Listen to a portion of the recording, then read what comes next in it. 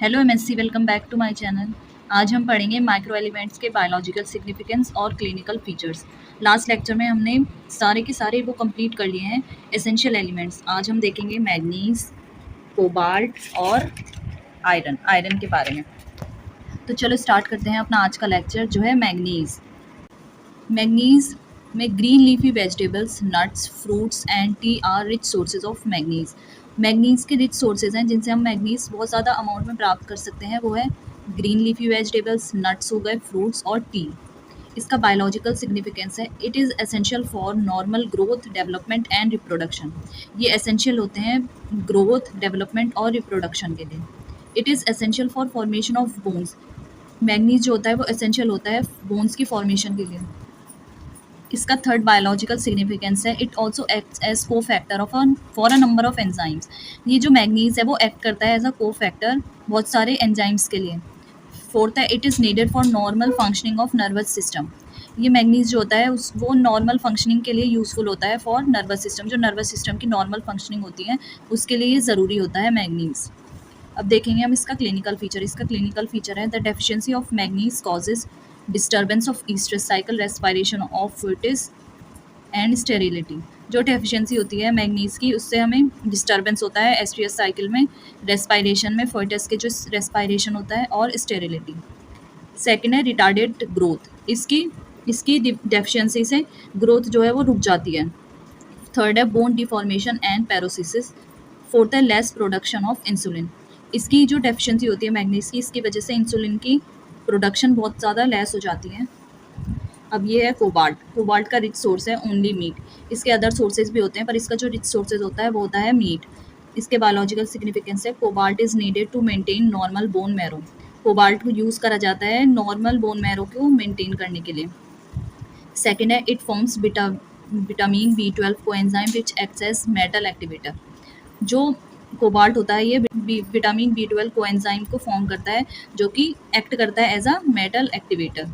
Third है, cobalt stimulates the production of hormones. ये stimulate करते हैं हार्मोन्स के प्रोडक्शन का। इसका क्लिनिकल फीचर है, excess of cobalt leads to increase of RBC number. जो कोबाल्ट का एक्सेस होता है वो उसकी वजह से आरबीसी का जो नंबर है वो इंक्रीज हो जाता है ब्लड में। Deficiency of cobalt causes loss of appetite, rough skin और मैक्रोसाइटिक एनीमिया।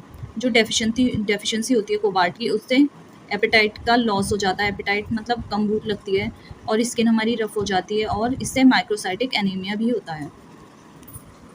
थर्ड है आयरन। आयरन में ऑर्गन मीट जैसे कि लीवर, किडनी, हार्ट और spleen is the richest source of iron.